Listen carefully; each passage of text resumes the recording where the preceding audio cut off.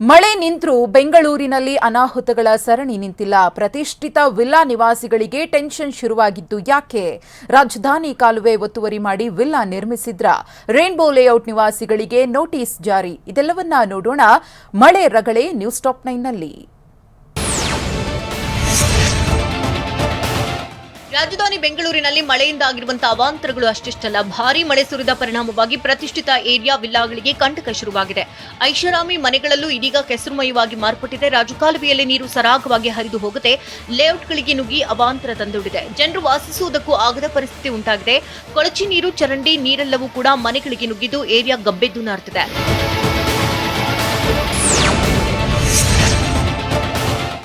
Silicon ಸಿಟಿಯಲ್ಲಿ ಮಳೆ ನಂತರದ ಕಾಟ ಶುರುವಾಗಿದೆ. ಮಳೆಯಿಂದಾಗಿ ಜನರು ಸಂಕಷ್ಟ ಅನುಭವಿಸಿದ್ದಾಯಿತು. ಆದರೆ ಅದರಿಂದ ಹೊರಬರುವ ಮುನ್ನವೇ ಮತ್ತೊಂದು ಶಾಕ್ ಎದುರಾಗಿದೆ. ಜಲಾವೃತಗೊಂಡಿದ್ದಂತಹ ಏರಿಯಾಗಳಲ್ಲಿ ಜನರಿಗೆ ಆರೋಗ್ಯದ ಸಮಸ್ಯೆ ಕೂಡ ಕಾಡ್ತಾ ಇದೆ. ಒಂದು ಕಡೆ ಮಳೆಯಿಂದ ಬದುಕು ಬೀದಿಗೆ ಬಂದಿದ್ರೆ, ಮತ್ತೊಂದು ಕಡೆ ಮಕ್ಕಳ ಆರೋಗ್ಯದಲ್ಲಿ ಏರುಪೇರಾಗ್ತಾ ಇದೆ. ಕುಡಿಯೋ ನೀರಿನ ಜೊತೆ ಕಲುಷಿತ ನೀರು ಮಿಕ್ಸ್ ಆಗಿ ವಾಂತಿ, ಬೇದಿ, ಜ್ವರದಂತಹ ಕಾಯಿಲೆಗಳಿಗೆ ಮಕ್ಕಳು ತುತ್ತಾಗ್ತಿದ್ದಾರೆ.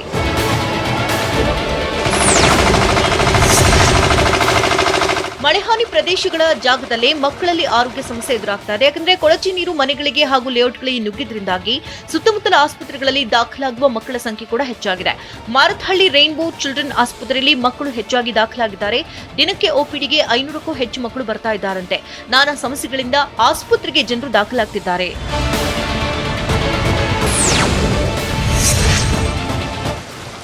ಬೆಂಗಳೂರಿನಲ್ಲಿ ಮಳೆ ನಿಂತರೂ ಕೂಡ ರಗಳೆಗಳು ಮಾತ್ರ ನಿಲ್ತಾ ಇಲ್ಲ. ಎಲ್ಲಿ ನೋಡಿದ್ರೂ ಕೆಸರು, ಕೊಳಕು ವಾಸನೆ ಆವರಿಸಿದೆ. ಕುಡಿಯುವ ನೀರಿನ ಜೊತೆಗೆ ಕೊಳಚೆ ನೀರು ತುಂಬಿಕೊಂಡು ಆಪತ್ತು ಎದುರಾಗಿದೆ. ಕಲುಷಿತ ನೀರು ಸೇವನೆಯಿಂದಾಗಿ ಅನಾರೋಗ್ಯದ ಸಮಸ್ಯೆ ಕೂಡ ಶುರುವಾಗಿದೆ. ಮಕ್ಕಳಲ್ಲೇ ಹೆಚ್ಚಾಗಿ ಫ್ಲೂ ವೈರಸ್ ಕಾಣಿಸಿಕೊಳ್ಳುವುದಕ್ಕೆ ಆರಂಭ ಆಗಿದೆ. ಹೀಗಾಗಿ ಪೋಷಕರಲ್ಲಿ ಆತಂಕ ಹೆಚ್ಚಾಗಿದೆ.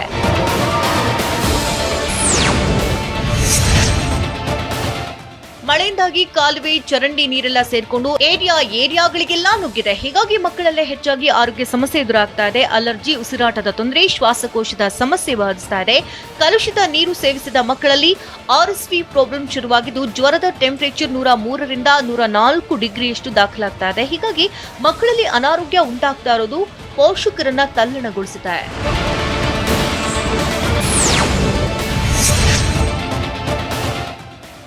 ಆತಂಕಗೊಂಡಿರುವಂತಹ ಮಕ್ಕಳಿಗೆ ವೈದ್ಯರು ಕೂಡ ಕೆಲವೊಂದು ಸಲಹೆಗಳನ್ನ ಕೊಟ್ಟಿದ್ದಾರೆ. ಮಕ್ಕಳು ಆರೋಗ್ಯವಾಗಿರಬೇಕಾದ್ರೆ ಬಿಸಿ ನೀರನ್ನೇ ಕುಡಿಸಬೇಕು. ಕಲುಷಿತ ನೀರಿನಲ್ಲಿ ಓಡಾಡೋದಕ್ಕೆ ಮಕ್ಕಳನ್ನ ಬಿಡಬಾರದು. ಮಾಸ್ಕ್ ಹಾಗೂ ಸ್ವಚ್ಛತೆಗೆ ಆದ್ಯತೆಯನ್ನು ಕೊಡಬೇಕು. ಮಕ್ಕಳಿಗೆ ಹೆಚ್ಚು ತರಕಾರಿ, ಹಣ್ಣುಗಳನ್ನು ನೀಡಬೇಕು. ರೋಗದ ಲಕ್ಷಣಗಳೇನಾದರೂ ಇದ್ರೆ ಅಂತಹ ಮಕ್ಕಳನ್ನ ಶಾಲೆಗೆ ಕಳುಹಿಸಬೇಡಿ ಅಂತ ವೈದ್ಯರು ಪೋಷಕರಿಗೆ ಸಲಹೆ ಕೊಡ್ತಿದ್ದಾರೆ.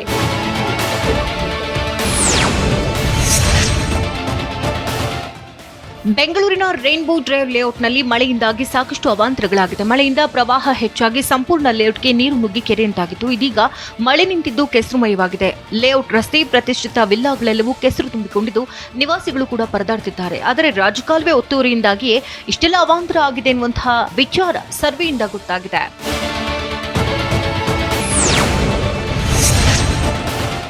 ರೈನ್ಬೋ ಡ್ರೈವ್ ಲೇಔಟ್ಗಳ ವಿಲ್ಲಾಗಳಿಗೆ ಬೆಂಗಳೂರಿನ ಪೂರ್ವ ತಹಶೀಲ್ದಾರ್ ನೋಟಿಸ್ ಕೊಟ್ಟಿದ್ದಾರೆ. ಕಾಲುವೆ ಒತ್ತುವರಿ ಜಾಗವನ್ನ ತೆರವುಗೊಳಿಸುವಂತೆ ನೋಟಿಸ್ ನೀಡಲಾಗಿದೆ. ಒತ್ತುವರಿ ಜಾಗವನ್ನ ತೆರವು ಮಾಡದಿದ್ರೆ ನಾವೇ ಮಾಡ್ತೇವೆ. ತೆರವು ಕಾರ್ಯಾಚರಣೆ ವೆಚ್ಚವನ್ನ ನೀವೇ ಭರಿಸಬೇಕಾಗುತ್ತೆ ಅಂತ ನೋಟಿಸ್ನಲ್ಲಿ ಉಲ್ಲೇಖಿಸಲಾಗಿದೆ. 15ಕ್ಕೂ ಹೆಚ್ಚು ವಿಲ್ಲಾಗಳಿಗೆ ನೋಟಿಸ್ ಜಾರಿಗೊಳಿಸಲಾಗಿದೆ.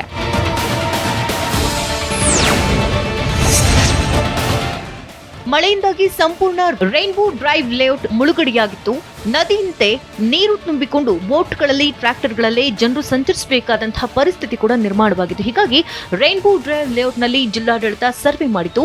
ಈ ವೇಳೆ ಕಾಲುವೆ ಒತ್ತುವರಿ ಮಾಡಿಕೊಂಡು ವಿಲ್ಲಾಗಳನ್ನು ನಿರ್ಮಿಸಿರುವುದು ಬಹಿರಂಗವಾಗಿದೆ. ಇದರಿಂದಾಗಿ 15ಕ್ಕೂ ಹೆಚ್ಚು ವಿಲ್ಲಾಗಳಿಗೆ ನೋಟಿಸ್ ನೀಡಿದ್ದು ತೆರವುಗೊಳಿಸುವಂತೆ ಸೂಚನೆ ನೀಡಲಾಗಿದೆ. ಮಳೆಯ ಹಿನ್ನೆಲೆಯಲ್ಲಿ ಸುಮ್ಮನಿದ್ದಂತಹ ಅಧಿಕಾರಿಗಳು ಇದೀಗ ತೆರವು ಮಾಡಲೇಬೇಕು ಅಂತ ಸೂಚಿಸಿದ್ದಾರೆ. ರಾಜ್ಯದಲ್ಲಿ ಮಳೆಯಿಂದಾಗಿ ಅವಾಂತರಗಳ ಸುರಿಮಳೆ. ಕಲಬುರಗಿಯಲ್ಲಿ ಗೋಡೆ ಮೇಲ್ಛಾವಣಿ ಕುಸಿತ. ಚಿಕ್ಕಬಳ್ಳಾಪುರದಲ್ಲಿ 2 ನೀರು ಪಾಲಾಗಿದ್ದು ಹೇಗೆ? ಯಾದಗಿರಿ, ಬೀದರ್ನಲ್ಲಿ ಪರಿಸ್ಥಿತಿ ಹೇಗಿದೆ? ನೋಡೋಣ ಮಳೆ ಅವಾಂತರ ನ್ಯೂಸ್ ಟಾಪ್ 9ನಲ್ಲಿ. ಕರುನಾಡಿನಲ್ಲಿ ಮಳೆ ಅವಾಂತರಗಳ ಸರಣಿ ಮುಂದುವರೆದಿದೆ. ಕೆಲವೆಡೆ ಮಳೆ ತಗ್ಗಿದ್ರೂ ಸಂಕಷ್ಟಗಳ ಸರಮಾಲೆ ಮಾತ್ರ ಹಾಗೆಯೇ ಇದೆ. ಮಳೆಯಿಂದಾಗಿ ಪ್ರವಾಹ ಹೆಚ್ಚಾಗಿದ್ದು ಜನರು ಪರದಾಡುವಂತಾಗಿದೆ. ಕಲಬುರಗಿ, ಯಾದಗಿರಿ, ಬಾಗಲಕೋಟೆ, ಚಿಕ್ಕಬಳ್ಳಾಪುರ ಸೇರಿದಂತೆ ಇನ್ನು ಅನೇಕ ಜಿಲ್ಲೆಗಳಲ್ಲಿ ಪರದಾಟ ಮಾತ್ರ ತಪ್ಪಿಲ್ಲ. ನೆರೆ ಭೀತಿಯಿಂದ ಆತಂಕದಲ್ಲೇ ಕಾಲ ಕಳೀತಾ ಇದ್ದಾರೆ. ಕೆಲವೆಡೆ ಜಮೀನುಗಳು ಸೇತುವೆ ಮುಳುಗಡೆಯಾಗಿದ್ದು ದಿಕ್ಕಿ ತೋಚದಂತಾಗಿದೆ.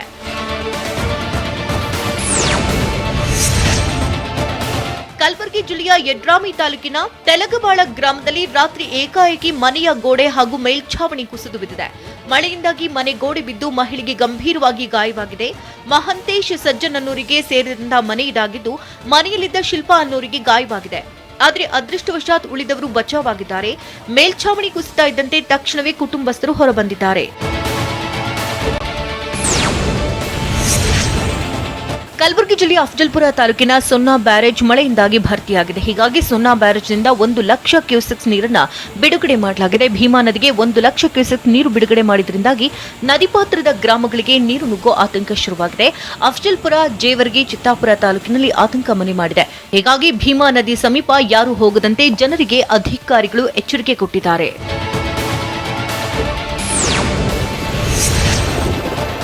ವಿಜಯಪುರ ಜಿಲ್ಲೆಯ ತಾಳಿಕೋಟೆ ಬಳಿಯ ಸೇತುವೆಗಳು ಮುಳುಗಡೆಯಾಗಿದೆ. ಡೋಣಿ ನದಿಯ ಪ್ರವಾಹದಿಂದಾಗಿ ಬ್ರಿಡ್ಜ್ಗಳು ಜಲಾವೃತಗೊಂಡಿದ್ದು ಹೊಸ ಸೇತುವೆ ಮೇಲೆ ಬಿರುಕು ಬಿಟ್ಟಿದ್ದ ಕಾರಣ ಸಂಚಾರವನ್ನು ನಿರ್ಬಂಧ ಮಾಡಲಾಗಿತ್ತು. ಹಳೆ ಸೇತುವೆ ಮೇಲೆ ಸಂಚಾರಕ್ಕೆ ಅನುವು ಮಾಡಲಾಗಿತ್ತು. ಇದೀಗ ಹಳೆ ಸೇತುವೆಯು ಜಲಾವೃತಗೊಂಡಂತಹ ಹಿನ್ನೆಲೆಯಲ್ಲಿ ಪರದಾಡುವಂತಾಗಿದೆ. ಮನಗೂಳಿ ದೇವಾಪುರ ಹೆದ್ದಾರಿಯಲ್ಲಿ ಸಂಚಾರ ಬಂದ್ ಆಗಿದೆ. ವಿಜಯಪುರದಿಂದ ತಾಳಿಕೋಟೆ, ಯಾದಗಿರಿಯಿಂದ ರಾಯಚೂರು ಮಾರ್ಗದಲ್ಲಿ ಸಂಚಾರ ಬಂದ್ ಆಗಿದೆ.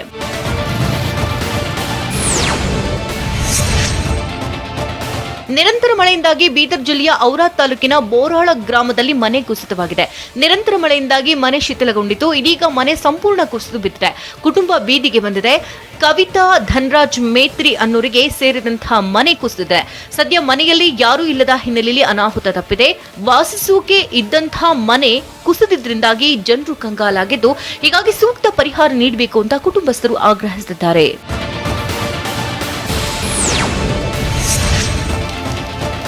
ಬೀದರ್ ಜಿಲ್ಲೆಯಲ್ಲಿ ಕಳೆದ 2 ದಿನಗಳಿಂದ ಧಾರಾಕಾರವಾಗಿ ಮಳೆ ಸುರಿತಾ ಇದೆ.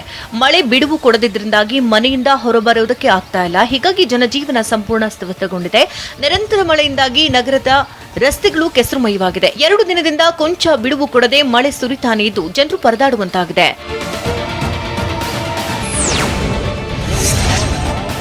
ಯಾದಗಿರಿ ಜಿಲ್ಲೆಯ ಗುರುಮಠಕಲ್ ತಾಲೂಕಿನ ದೊಡ್ಡಸಂಬ್ರ ಕೆರೆ ತುಂಬಿ ಹರಿತಾ ಇದ್ದು ಕೋಡಿ ಬಿದ್ದಿದೆ. ಸತತ ಮಳೆಯಿಂದಾಗಿ ಯಾದಗಿರಿಯಲ್ಲಿ ಸಾಕಷ್ಟು ಅವಾಂತರವಾಗಿದೆ. ಕೆರೆ ಕೋಡಿ ಬಿದ್ದ ಹಿನ್ನೆಲೆಯಲ್ಲಿ ರಸ್ತೆ ಸಂಪೂರ್ಣವಾಗಿ ಕೊಚ್ಚಿ ಹೋಗಿದೆ. ಕೆರೆ ಹಿನ್ನೀರಿನಿಂದ ಅಪಾರ ಪ್ರಮಾಣದ ಹತ್ತಿ ಬೆಳೆ ಕಣ್ಣಿಗೆ ಕಾಣದಂತೆ ಕೊಚ್ಚಿಕೊಂಡು ಹೋಗಿದೆ.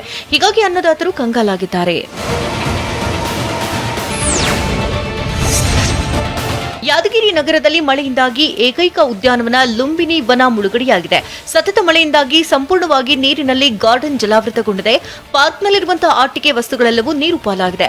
ಲಕ್ಷಾಂತರ ರೂಪಾಯಿ ಖರ್ಚು ಮಾಡಿ ಹಾಕಿದಂತಹ ವಸ್ತುಗಳಿಗೆ ಹಾನಿಯಾಗಿದೆ. ಪಾರ್ಕ್ ಜಲಾವೃತಗೊಂಡಿದ್ದರಿಂದಾಗಿ ಜನರು ಬರುವುದಕ್ಕೆ ಆಗ್ತಾ ಇಲ್ಲ. ಶನಿವಾರ ಮತ್ತು ಭಾನುವಾರ ಸಾವಿರಾರು ಜನ ಪಾರ್ಕ್ಗೆ ಬರ್ತಾ ಇದ್ರು. ಆದರೆ ವೀಕೆಂಡ್ನಲ್ಲೂ ಜನರಿಗೆ ಬರುವುದಕ್ಕೆ ಆಗದಂತಹ ಪರಿಸ್ಥಿತಿ ನಿರ್ಮಾಣವಾಗಿದೆ. ಕರುನಾಡಿನಲ್ಲಿ ಇನ್ನೂ 2 ದಿನ ಮಳೆಯ ಕಾಟ. ಉತ್ತರ ಒಳನಾಡು, ದಕ್ಷಿಣ ಒಳನಾಡಿಗೆ ಯೆಲ್ಲೋ ಅಲರ್ಟ್. ಬೀದರ್ನಲ್ಲಿ ಶಿವನ ದೇಗುಲಕ್ಕೆ ಜಲದಿಗ್ಬಂಧನ. ಇದೆಲ್ಲವನ್ನ ನೋಡೋಣ ರಕ್ಕಸ ಮಳೆ ನ್ಯೂಸ್ ಟಾಪ್ 9ನಲ್ಲಿ. ಕರುನಾಡಿಗೆ ಇನ್ನೂ 2 ದಿನ ಮಳೆಯ ಕಾಟ ತಪ್ಪುವುದಿಲ್ಲ. ಮುಂದಿನ 2 ದಿನಗಳ ಕಾಲ ಮಳೆ ಬರಲಿದೆ ಅಂತ ವೆದರ್ ಡಿಪಾರ್ಟ್ಮೆಂಟ್ ಮುನ್ಸೂಚನೆ ಕೊಟ್ಟಿದೆ. ರಾಜಧಾನಿ ಸೇರಿದಂತೆ ರಾಜ್ಯದ ಹಲವು ಜಿಲ್ಲೆಗಳಲ್ಲಿ ಎಂದಿನಂತೆ ಮಳೆ ಸುರಿಯಲಿದೆ. ಕರಾವಳಿ, ಉತ್ತರ ದಕ್ಷಿಣ ಒಳನಾಡಿನಲ್ಲಿ ಭಾರೀ ಮಳೆಯಾಗುವ ಸಾಧ್ಯತೆ ಇದೆ. ಹೀಗಾಗಿ ಇವತ್ತು ಕರಾವಳಿಗೆ ಆರೆಂಜ್ ಅಲರ್ಟ್ ಘೋಷಿಸಲಾಗಿದೆ.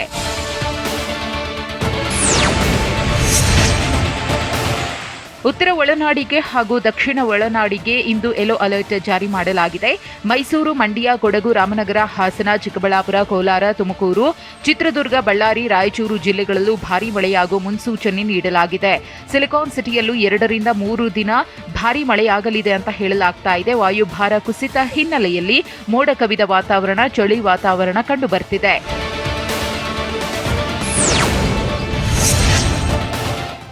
ಬೀದರ್ ಜಿಲ್ಲೆಯ ಭಾಲ್ಕಿ ತಾಲೂಕಿನ ಹಾಲಹಳ್ಳಿ ಬಳಿಯ ಕಾರಂಜ ಜಲಾಶಯ ಭರ್ತಿಯಾಗಿದೆ. ಕಾರಂಜ ಜಲಾಶಯದಿಂದ ಮಾಂಜ್ರಾ ನದಿಗೆ 35,000 ಕ್ಯೂಸೆಕ್ ನೀರು ಹರಿಬಿಡಲಾಗಿದೆ. ಡ್ಯಾಂನಿಂದ ಅಪಾರ ಪ್ರಮಾಣದ ನೀರು ಹರಿಬಿಟ್ಟ ಹಿನ್ನೆಲೆಯಲ್ಲಿ ಐತಿಹಾಸಿಕ ಶಿವನ ದೇವಾಲಯ ಮುಳುಗಡೆಯಾಗಿದೆ. ಕಟ್ಟಿತುಗಾಂವ್ ಬಳಿಯ ದೇವಸ್ಥಾನ ಮುಳುಗಡೆಯಾಗಿದೆ. ಮಾಂಜ್ರಾ ನದಿಯ ಪಕ್ಕದಲ್ಲಿರೋ ಪುರಾತನ ದೇವಾಲಯ ಇದಾಗಿದ್ದು ಮುಳುಗಡೆಯಾಗಿರುವುದರಿಂದ ದೂರದಲ್ಲಿಯೇ ನಿಂತು ಭಕ್ತರು ನಮಸ್ಕಾರ ಮಾಡಿ ತೆರಳುತ್ತಿದ್ದಾರೆ.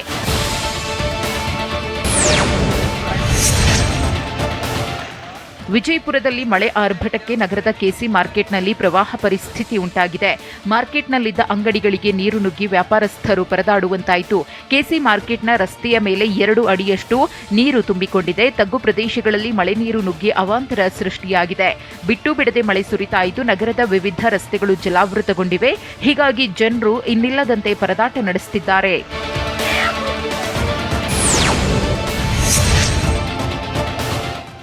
ವಿಜಯಪುರ ಜಿಲ್ಲೆಯಲ್ಲಿ ನಿನ್ನೆ ರಾತ್ರಿ ಸುರಿದ ಮಳೆಯಿಂದಾಗಿ ಸಾಕಷ್ಟು ಅವಾಂತರ ಸೃಷ್ಟಿಯಾಗಿದೆ. ವಿಜಯಪುರ ನಗರದ ಹೊರವಲಯದಲ್ಲಿರುವ ಅಲ್ಲಾಪುರ ತಾಂಡಾದಲ್ಲಿ ಮನೆಗಳಿಗೆ ನೀರು ನುಗ್ಗಿದೆ. ಧಾರಾಕಾರ ಮಳೆಯಿಂದಾಗಿ 10 ಮನೆಗಳಿಗೆ ಜಲಾಸುರ ದಾಳಿ ಮಾಡಿದ್ದು ಜನರು ತೀವ್ರ ಸಂಕಷ್ಟಕ್ಕೆ ಸಿಲುಕಿದ್ದಾರೆ.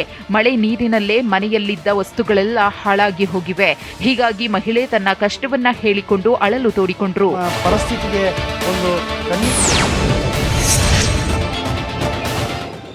ಕಲಬುರಗಿ ಜಿಲ್ಲೆಯ ಅಫ್ಜಲ್ಪುರ ತಾಲೂಕಿನ ಗ್ರಾಮಗಳು ಅಕ್ಷರಶಃ ತತ್ತರಿಸಿವೆ. ಭೀಮಾ ನದಿಯಿಂದ ಪ್ರವಾಹ ಹೆಚ್ಚಾಗಿದ್ದು ಸೇತುವೆಗಳು ಮುಳುಗಡೆಯಾಗಿವೆ. ಕಲಬುರಗಿ ಜಿಲ್ಲೆಯ ಅಫ್ಜಲ್ಪುರ ತಾಲೂಕಿನ ಘತ್ತರಗಿ ಹಾಗೂ ಗಾಣಗಾಪುರದಲ್ಲಿ ಸೇತುವೆಗಳು ಜಲಾವೃತಗೊಂಡಿವೆ. ಹೀಗಾಗಿ ಅಫ್ಜಲ್ಪುರ ಮತ್ತು ಸಿಂಧಗಿ ಪಟ್ಟಣಕ್ಕೆ ಸಂಪರ್ಕ ಕಡಿತಗೊಂಡಿದೆ. ಮಹಾರಾಷ್ಟ್ರದಿಂದ ಭೀಮಾ ನದಿಗೆ ನೀರು ಹರಿದು ಬರ್ತಿರುವುದರಿಂದ ಪರದಾಡುವಂತಾಗಿದೆ.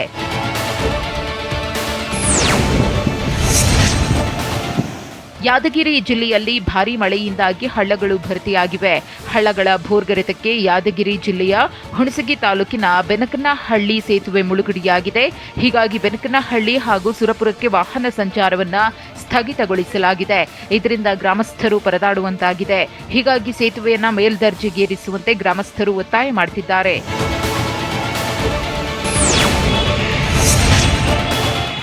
ಉತ್ತರ ಕನ್ನಡ ಜಿಲ್ಲೆಯಾದ್ಯಂತ ಬೆಳಗ್ಗೆಯಿಂದ ಜಿಟಿ ಮಳೆ ಸುರಿಯುತ್ತಿದ್ದು ಜನಜೀವನ ಅಸ್ತವ್ಯಸ್ತಗೊಂಡಿದೆ. ಜಿಟಿ ಮಳೆ ನಡುವೆಯೇ ಕೊಡೆ ಹಿಡಿದು ತರಕಾರಿ ವ್ಯಾಪಾರ ಮಾಡುತ್ತಿದ್ದಾರೆ. ಕಾರವಾರದ ರವಿವಾರ ಮಾರುಕಟ್ಟೆಯಲ್ಲಿ ಕೊಡೆ, ರೇನ್ಕೋಟ್, ಟಾರ್ಪಲ್ ಹೊತ್ತು ವ್ಯಾಪಾರ ಮಾಡಲಾಗ್ತಾ ಇದೆ. ಜಿಲ್ಲೆಯಾದ್ಯಂತ ಇನ್ನೂ 3 ದಿನಗಳ ಕಾಲ ಮಳೆಯಾಗುವ ಮುನ್ಸೂಚನೆ ಇದೆ. ವರುಣನ ಕಾಟದಿಂದಾಗಿ ಸಂಡೇ ಮಾರ್ಕೆಟ್ ಫುಲ್ ಡಲ್ ಹೊಡೆದಿದ್ದು ವ್ಯಾಪಾರಸ್ಥರು ಕಂಗಾಲಾಗಿದ್ದಾರೆ. ಮದ್ಯ ತುಂಬಿದ ಲಾರಿ ಅಪಘಾತವಾಗಿದ್ದು ಎಲ್ಲಿ? ಸಾಲಬಾಧೆಯಿಂದ ಮೈಸೂರಲ್ಲಿ ರೈತ ಆತ್ಮಹತ್ಯೆ. ಶಿಕ್ಷಕನ ವಿರುದ್ಧ ದೂರು ದಾಖಲಾಗಿದ್ದು ಯಾಕೆ? ಸಾಕಾನೆ ದಾಳಿಯಿಂದ ಮನೆಗೆ ಹಾನಿಯಾಗಿದ್ದು ಎಲ್ಲಿ? ಇದೆಲ್ಲವನ್ನ ನೋಡೋಣ ಕರ್ನಾಟಕ ನ್ಯೂಸ್ ಟಾಪ್ 9ನಲ್ಲಿ. ರಾಮನಗರದ ಸಿಂಗ್ರಭೋವಿ ದೊಡ್ಡಿ ಗ್ರಾಮದ ಬಳಿ ಮದ್ಯದ ಬಾಟಲ್ ತುಂಬಿಕೊಂಡು ಹೋಗ್ತಾ ಇದ್ದ ಲಾರಿ ಅಪಘಾತವಾಗಿದೆ. ಹೆದ್ದಾರಿ ಪಕ್ಕದ ಗ್ರಿಲ್ ಫೆನ್ಸಿಂಗ್ಗೆ ಡಿಕ್ಕಿ ಹೊಡೆದ ಪರಿಣಾಮ ಲಾರಿ ನಜ್ಜುಗುಜ್ಜಾಗಿದೆ. ಬೆಂಗಳೂರು ಮೈಸೂರು ದಶಪಥ ಹೆದ್ದಾರಿಯಲ್ಲಿ ಘಟನೆ ನಡೆದಿದ್ದು ಡಿಕ್ಕಿ ರಭಸಕ್ಕೆ ಮದ್ಯದ ಬಾಟಲಿಗಳು ಒಡೆದು ಹೋಗಿವೆ. ಲಾರಿಯಲ್ಲಿ 1150 ಕೇಸ್ ಮದ್ಯದ ಬಾಟಲಿಗಳಿದ್ದವು. ಅಪಘಾತದ ಮಧ್ಯೆಯೂ ಕೆಲ ಬಾಟಲ್ಗಳನ್ನು ಜನರು ಕದ್ದೊಯ್ದಿದ್ದ ಘಟನೆ ನಡೆದಿದೆ. ಬಾಗಲಕೋಟೆ ಜಿಲ್ಲೆಯಲ್ಲಿ ಸಿದ್ದರಾಮಯ್ಯ 2ನೇ ದಿನದ ಪ್ರವಾಸ ಮುಂದುವರೆಸಿದ್ದಾರೆ. ಜಮಖಂಡಿ ತಾಲೂಕಿನ ಜಕನೂರು ಗ್ರಾಮಕ್ಕೆ ಸಿದ್ದರಾಮಯ್ಯ ಭೇಟಿ ಕೊಟ್ಟಿದ್ದು ಮಾದಣ್ಣ ಮದಗೊಂಡೇಶ್ವರ ಮಠದ ಸಿದ್ದಶ್ರೀ ಉತ್ಸವದಲ್ಲಿ ಭಾಗಿಯಾಗಿದ್ದಾರೆ. ಇದಾದ ಬಳಿಕ ಸಿದ್ದರಾಮಯ್ಯ ಮಾಳಿಂಗರಾಯ ದೇವರ ನಿರ್ಮಾಣ ಹಂತದ ದೇಗುಲ ವೀಕ್ಷಣೆ ಮಾಡಲಿದ್ದಾರೆ. ಬಳಿಕ ಜಮಖಂಡಿಯಿಂದ ರಸ್ತೆ ಮೂಲಕ ಹುಬ್ಬಳ್ಳಿಗೆ ಪ್ರಯಾಣಿಸಿ ಅಲ್ಲಿಂದ ಬೆಂಗಳೂರಿಗೆ ವಾಪಸ್ ಆಗಲಿದ್ದಾರೆ.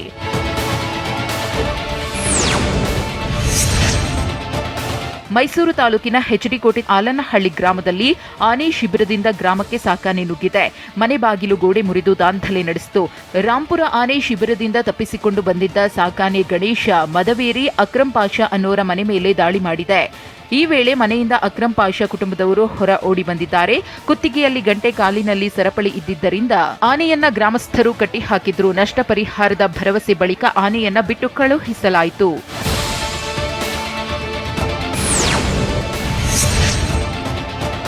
ಮಂಡ್ಯ ಜಿಲ್ಲೆ ಶ್ರೀರಂಗಪಟ್ಟಣದ ಕೆಆರ್ಎಸ್ ಬಸ್ ನಿಲ್ದಾಣದಲ್ಲಿ ಬೆಳ್ಳಂಬೆಳಗ್ಗೆ ನಾರಿಮಣಿಯರು ರುಚಿಗೆದ್ದಿದ್ರು. ಬೆಳಗ್ಗೆ 7:30ಕ್ಕೆ ಕೆಆರ್ಎಸ್ನಿಂದ ಮೈಸೂರಿಗೆ ಬಸ್ ತೆರಳಬೇಕಿತ್ತು. 8 ಗಂಟೆಯಾದರೂ ಬಸ್ ತೆಗೆಯದೆ ಚಾಲಕ ಧಮ್ ಎಳಿತಾ ಕಾಲಹರಣ ಮಾಡ್ತಾ ಇದ್ರು. ಡ್ಯೂಟಿಗೆ ಹೋಗೋಕೆ ತಡವಾಗಿದೆ ಬನ್ನಿ ಅಂತ ಕರೆದ್ರು, ಕೇರ್ ಮಾಡಲಿಲ್ಲ.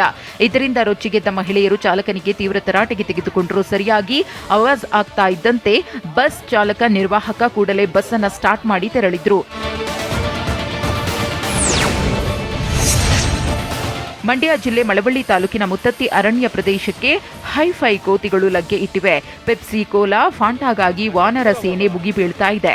ಹನುಮನ ದರ್ಶನ ಪಡೆಯಲು ಬರುವ ಭಕ್ತಾದಿಗಳಿಗೆ ಹೊಸ ಪೀಕಲಾಟ ಶುರುವಾಗಿದೆ. ಮುತ್ತತ್ತಿ ಆಂಜನೇಯನ ಭಕ್ತರಿಗೆ ಕೋತಿಗಳು ಕಾಟ ಕೊಡ್ತಿವೆ. ಬಾಳೆಹಣ್ಣು, ತೆಂಗಿನಕಾಯಿ, ಹೂಹಣ್ಣು ಕಾಪಾಡಿಕೊಂಡು ಹೋಗೋದೇ ಭಕ್ತರಿಗೆ ದೊಡ್ಡ ಚಾಲೆಂಜ್ ಆಗಿಬಿಟ್ಟಿದೆ. ಗುಂಪಾಗಿ ಬಂದು ಕ್ಷಣಾರ್ಧದಲ್ಲೇ ಕೈಯಲ್ಲಿರೋ ವಸ್ತುಗಳನ್ನು ಕಿತ್ಕೊಂಡು ಪರಾರಿಯಾಗ್ತಿವೆ. ಕೊಪ್ಪಳ ನಗರದಲ್ಲಿನ ಹಿಂದೂ ಮಹಾಸಭಾ ಗಣೇಶ ವಿಸರ್ಜನೆಯ ವೇಳೆ ಸಂಸದರು ಭರ್ಜರಿ ಡ್ಯಾನ್ಸ್ ಮಾಡಿದ್ದಾರೆ. ಮೆರವಣಿಗೆಯ ವೇಳೆ ಸಂಸದ ಕರಡಿ ಸಂಗಣ್ಣ ಕುಣಿದು ಕುಪ್ಪಳಿಸಿದ್ದಾರೆ. ಈ ವೇಳೆ ಬೆಂಬಲಿಗರು ಮುಂದಿನ ಕೊಪ್ಪಳ ಶಾಸಕ ಅಂತ ಘೋಷಣೆ ಕೂಗಿದ್ರು. 11ನೇ ದಿನದ ಗಣೇಶ ವಿಸರ್ಜನೆಯ ಸಂದರ್ಭದಲ್ಲಿ ಭರ್ಜರಿ ಸ್ಟೆಪ್ಸ್ ಹಾಕಿ ಎಂಜಾಯ್ ಮಾಡಿದ್ರು. ಇಡಿ ಅಧಿಕಾರಿಗಳ ದಾಳಿ, ದೊಡ್ಡ ತಿಮಿಂಗಿಲ ಬೇಟೆ, ಗೇಮಿಂಗ್ ಮೂಲಕ ವಂಚನೆ, 17 ಕೋಟಿ ಜಪ್ತಿ, ಕಡ್ಡಾಯ ಮತದಾನ ಮಸೂದೆಗೆ ರಾಷ್ಟ್ರಪತಿ ಶಿಫಾರಸು. ಇದೆಲ್ಲವನ್ನ ನೋಡೋಣ ನ್ಯಾಷನಲ್ ನ್ಯೂಸ್ ಟಾಪ್ 9ನಲ್ಲಿ. ಇತ್ತೀಚೆಗೆ ಭಾರಿ ಆಕ್ಟಿವ್ ಆಗಿರುವಂತಹ ಜಾರಿ ನಿರ್ದೇಶನಾಲಯದ ಅಧಿಕಾರಿಗಳು ಕೋಲ್ಕತ್ತಾದಲ್ಲಿ ದೊಡ್ಡ ತಿಮಿಂಗಲವನ್ನ ಬಲೆಗೆ ಕೆಡವಿದ್ದಾರೆ. ಮೊಬೈಲ್ ಗೇಮಿಂಗ್ ಆಪ್ ಮೂಲಕ ವಂಚಿಸಿದ ಆರೋಪದ ಪ್ರಕರಣವನ್ನ ತನಿಖೆ ನಡೆಸ್ತಾ ಇರುವಾಗಲೇ ಜಾರಿ ನಿರ್ದೇಶನಾಲಯದ ಅಧಿಕಾರಿಗಳು ಕೋಲ್ಕತ್ತಾದ 6 ಸ್ಥಳಗಳಲ್ಲಿ ದಾಳಿ ಮಾಡಿದ್ದಾರೆ. ಈ ದಾಳಿಯಲ್ಲಿ ಸರಿಸುಮಾರು 17.50 ಕೋಟಿ ರೂಪಾಯಿ ಕ್ಯಾಶ್ ವಶಪಡಿಸಿಕೊಂಡಿದ್ದಾರೆ. ಅಧಿಕಾರಿಗಳು ನೋಟು ಎಣಿಸಲು ಸುಸ್ತು ಹೊಡೆದಿದ್ದಾರೆ.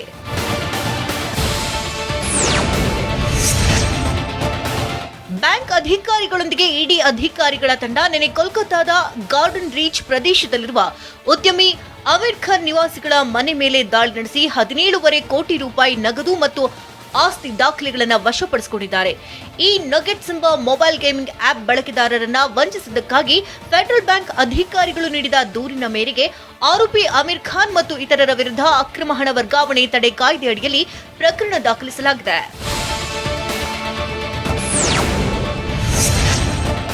ಮೊಬೈಲ್ ಗೇಮಿಂಗ್ ಮೂಲಕ ಹೇಗೆ ವಂಚಿಸ್ತಾ ಇದ್ರು ಅನ್ನೋದನ್ನ ಇಡಿ ಪ್ರಕಟಣೆಯಲ್ಲಿ ತಿಳಿಸಿದೆ. ಆರಂಭದಲ್ಲಿ ಬಳಕೆದಾರರಿಗೆ ಕಮಿಷನ್ ಜೊತೆಗೆ ವಿವಿಧ ಉಡುಗೊರೆಗಳನ್ನು ನೀಡಲಾಗ್ತಾ ಇತ್ತು. ಇದು ಬಳಕೆದಾರರಲ್ಲಿ ನಂಬಿಕೆಯನ್ನ ಹೆಚ್ಚಿಸಿತು. ಗ್ರಾಹಕರ ವಿಶ್ವಾಸ ಗಳಿಸಿದ ನಂತರ ವಂಚಿಸಲಾಗುತ್ತಿದ್ದು, ಇದರ ಲಾಭವನ್ನ ಶ್ರೀಮಂತರು ಪಡೆದಿದ್ದಾರೆ ಅಂತ ಇಡಿ ಹೇಳಿಕೊಂಡಿದೆ. ಒಟ್ಟು ಕಮಿಷನ್ ಆಮಿಷದಲ್ಲಿ ಬಳಕೆದಾರರು ದೊಡ್ಡ ಮೊತ್ತದ ಹಣವನ್ನ ಹೂಡಿಕೆ ಮಾಡಿದ್ರು. ವಾಪಸ್ ಹಣ ಪಡೆಯುವುದನ್ನ ಏಕಾಏಕಿ ನಿಲ್ಲಿಸಲಾಗ್ತಾ ಇತ್ತು ಅಂತ ಆರೋಪಿಸಲಾಗಿದೆ.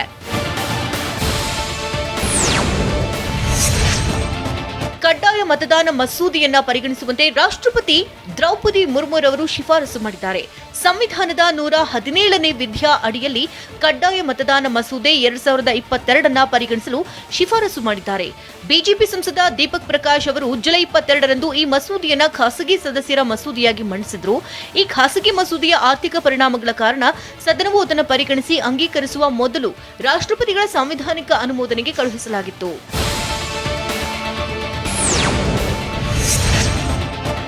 ಜಾರ್ಖಂಡ್ ಬಿಜೆಪಿ ಅಧ್ಯಕ್ಷ ಮತ್ತು ರಾಜ್ಯಸಭಾ ಸಂಸದ ದೀಪಕ್ ಪ್ರಕಾಶ್ ಖಾಸಗಿ ಮಸೂದೆಯನ್ನ 22 ಜುಲೈ 2022ರಂದು ಮಂಡಿಸಿದ್ರು. ಆದರೂ ದೇಶದಲ್ಲಿ 60%ಕ್ಕಿಂತ ಹೆಚ್ಚು ಮತದಾನವಾಗಿಲ್ಲ.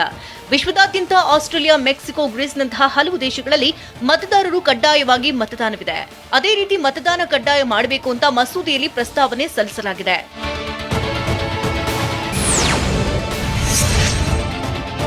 ಕಾಂಗ್ರೆಸ್ನ ಭಾರತ್ ಜೋಡೋ ಯಾತ್ರೆ ತಮಿಳುನಾಡು ಮೂಲಕ ಕೇರಳ ತಲುಪಿದೆ.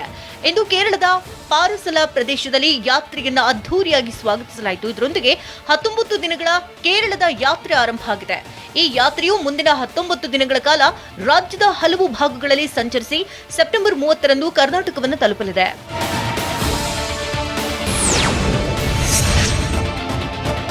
ಕೇರಳ ಪ್ರವೇಶಿಸಿದ ನಂತರ ರಾಹುಲ್ ಗಾಂಧಿಯವರ ಯಾತ್ರೆ ಮಲಪ್ಪುರಂನ ನೆಲಂಬೂರ್ಗೆ ತಲುಪಿದೆ. ರಾಹುಲ್ ಗಾಂಧಿಯವರು 19 ದಿನಗಳ ಅವಧಿಯಲ್ಲಿ 450 ಕಿಲೋಮೀಟರ್ ಪ್ರಯಾಣಿಸಲಿದ್ದಾರೆ. ಸೆಪ್ಟೆಂಬರ್ 14ರಂದು ಯಾತ್ರೆ ಕೊಲ್ಲಂ ಜಿಲ್ಲೆ ಪ್ರವೇಶಿಸಲಿದೆ. ನಂತರ ಸೆಪ್ಟೆಂಬರ್ 17ರಂದು ಅಲಪುಳವನ ತಲುಪಿ ಸೆಪ್ಟೆಂಬರ್ 21, 22ರಂದು ಎರ್ನಾಕುಲಂ ಜಿಲ್ಲೆಯ ಮೂಲಕ ಸೆಪ್ಟೆಂಬರ್ 23ರಂದು ತ್ರಿಶೂರ್ಗೆ ತಲುಪಲಿದೆ.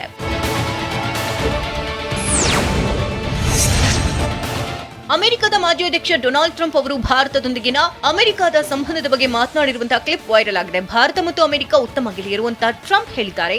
ಪ್ರಸಾರವಾಗದ ಸಂದರ್ಶನದಿಂದ ಸೋರಿಕೆಯಾದ ಕ್ಲಿಪ್ನಲ್ಲಿ ಟ್ರಂಪ್ ಹೇಳಿದ್ದಾರೆ.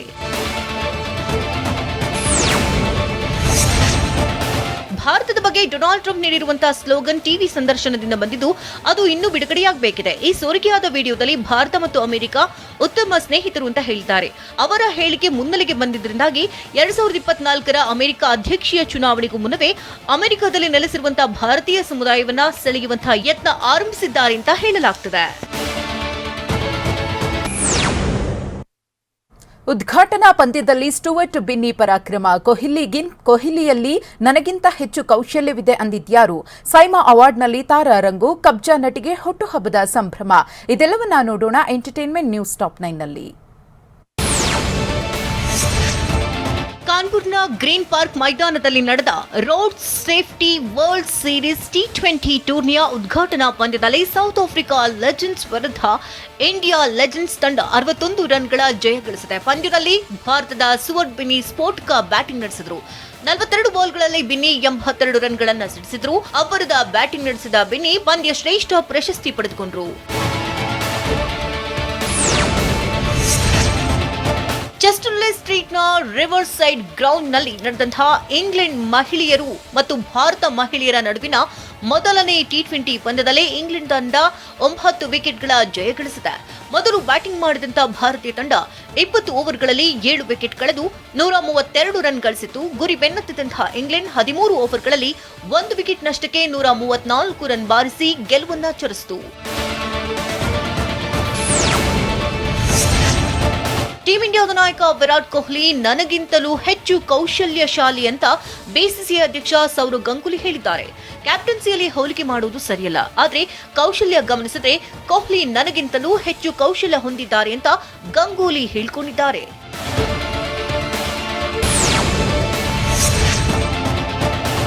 ಇಂದು ದುಬೈನಲ್ಲಿ ನಡೆಯುವ ಏಷ್ಯಾ ಕಪ್ ಫೈನಲ್ ಹಣಾಹಣಿಯಲ್ಲಿ ಶ್ರೀಲಂಕಾ ಮತ್ತು ಪಾಕಿಸ್ತಾನ ತಂಡಗಳು ಸೆಣಸಾಡಲಿವೆ.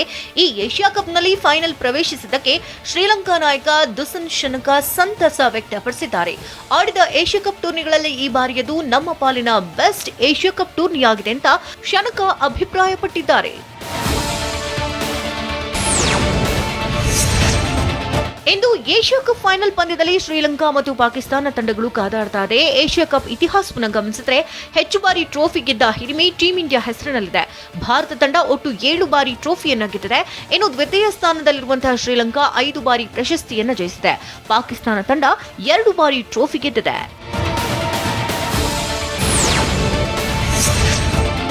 ಸಿಲಿಕಾನ್ ಸಿಟಿ ಬೆಂಗಳೂರಿನಲ್ಲಿ ಅದ್ಧೂರಿ ಸೈಮಾ ಅವಾರ್ಡ್ಸ್ ಕಾರ್ಯಕ್ರಮ ನಡೆಯುತ್ತಿದೆ. ನಿನ್ನೆ ನಡೆದಂತಹ ಕಾರ್ಯಕ್ರಮದಲ್ಲಿ ಶಿವರಾಜ್ ಕುಮಾರ್ ಸೇರಿದಂತೆ ಸ್ಯಾಂಡಲ್ವುಡ್ನ ಸ್ಟಾರ್ ನಟ ನಟಿಯರ ದಂಡೆ ಭಾಗಿಯಾಗಿತ್ತು. 10ನೇ ವರ್ಷದ ಸೈಮಾ ಅವಾರ್ಡ್ಸ್ ಕಾರ್ಯಕ್ರಮ ಇದಾಗಿದ್ದು ಭರ್ಜರಿಯಾಗಿ ನಡೀತದೆ.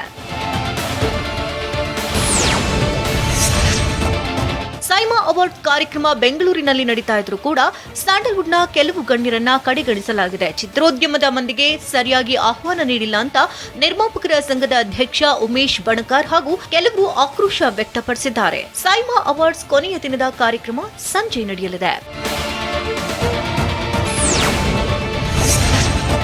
ರಿಯಲ್ ಸ್ಟಾರ್ ಉಪೇಂದ್ರ ಅಭಿನಯದ ಕಬ್ಜಾ ಸಿನಿಮಾದಲ್ಲಿ ನಾಯಕಿಯಾಗಿ ಕಾಣಿಸಿಕೊಂಡಿರುವಂತಹ ನಟಿ ಶ್ರೇಯಾ ಸರನ್ಗೆ ಇಂದು ಹುಟ್ಟುಹಬ್ಬದ ಸಂಭ್ರಮ. ಹೀಗಾಗಿ ಕಬ್ಜಾ ಚಿತ್ರತಂಡ ಹಾಗೂ ನಿರ್ದೇಶಕ ಆರ್ ಚಂದ್ರು ಶ್ರೇಯಾಗೆ ಶುಭ ಹಾರೈಸಿದ್ದಾರೆ. ಇನ್ನು ಸಿನಿಮಾದಲ್ಲಿ ಶ್ರೇಯಾ ಪಾತ್ರ ತುಂಬಾನೇ ಸ್ಪೆಷಲ್ ಆಗಿದೆ ಅನ್ನೋ ಕ್ಯೂರಿಯಾಸಿಟಿ ಕೂಡ ಹುಟ್ಟಿಸಿದೆ.